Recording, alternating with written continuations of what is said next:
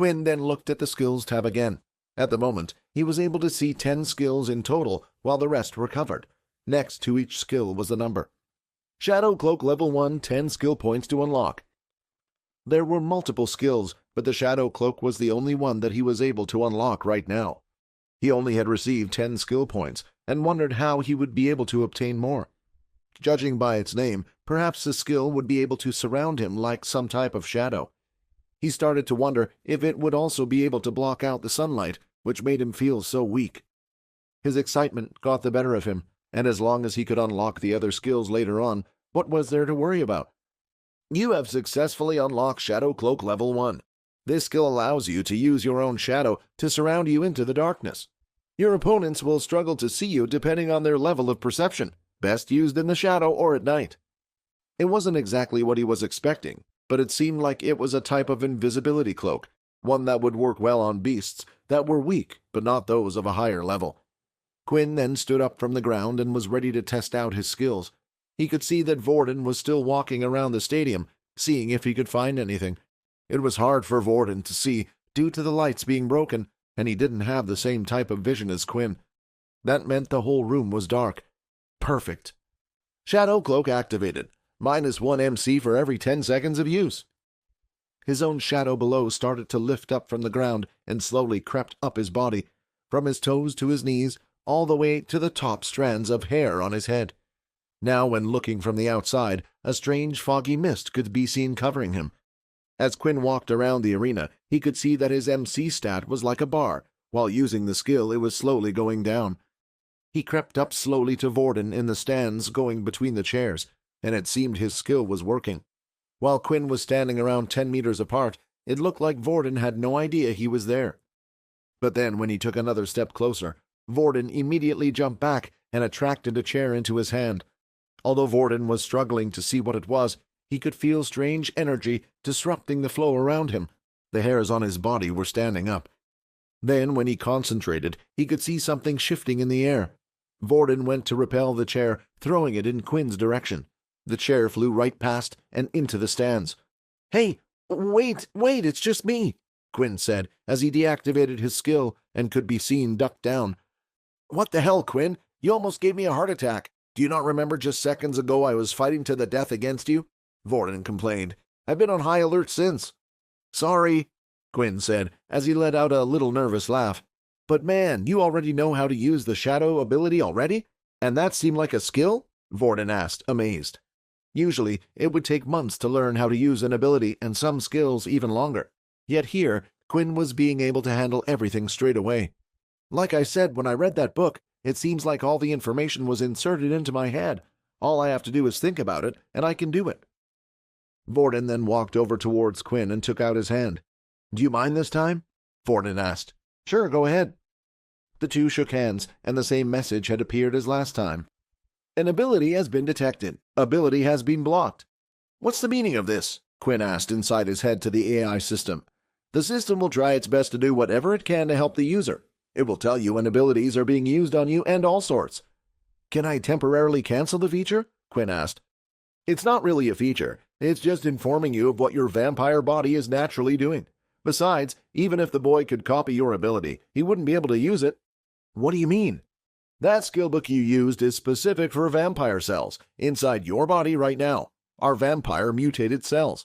This is the reason why he can't copy it. Your body structures are completely different. But you could always turn him into a blooded one. Would you like to activate the blood skill ritual?" "Yes? No?" Quinn was wondering what the blood ritual was. After all, there wasn't much information revealed about it. But now that the system was offering for Vorden to become a blooded one, it all became clear to him. It was a ritual that would allow Vorden to turn into some type of vampire. Underneath the skill, it also had the number 0 of 2.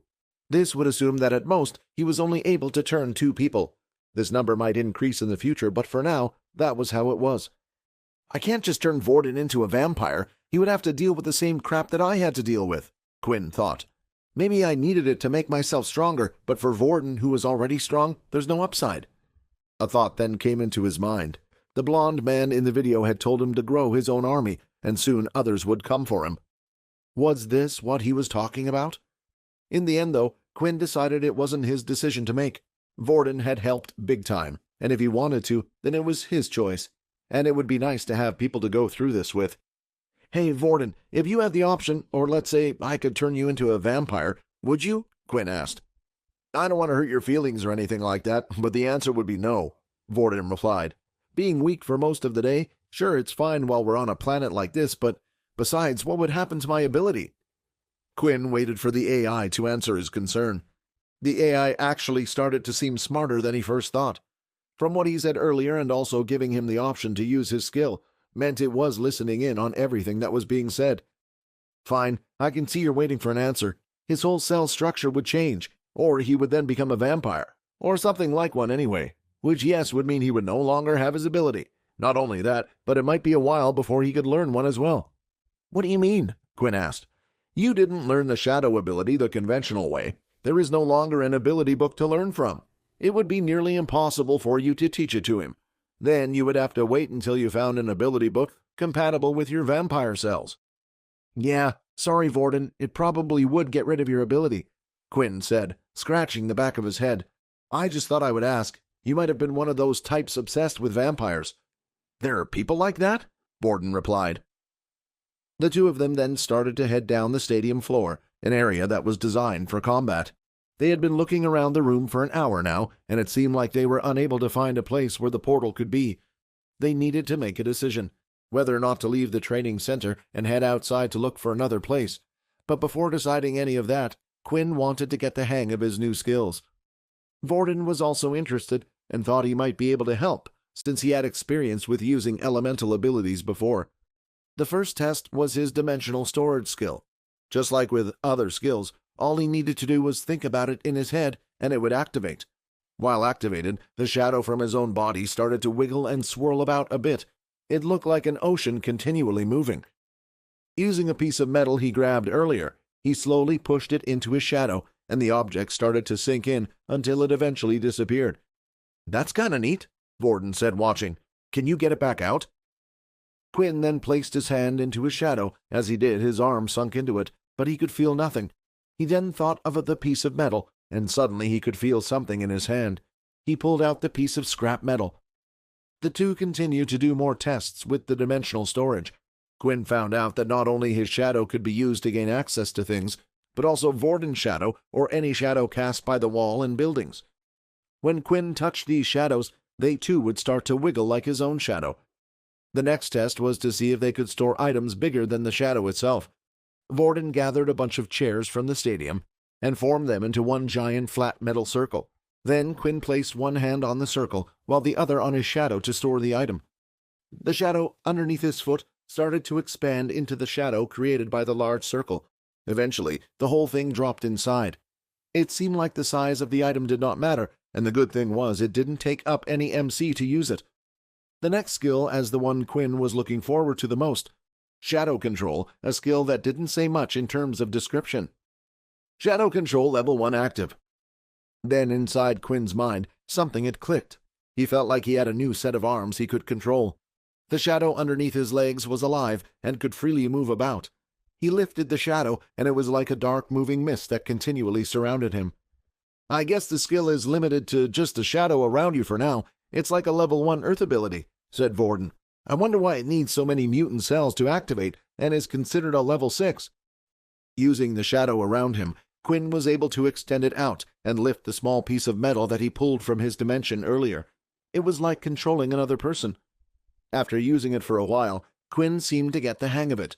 He could move the shadow to go anywhere around his body, or he could form it into whatever he liked, even weapons. But when changing it into a sword-like shape and trying to cut the metal, it did nothing but go around it. It seemed like the shadow sword did not have the same properties.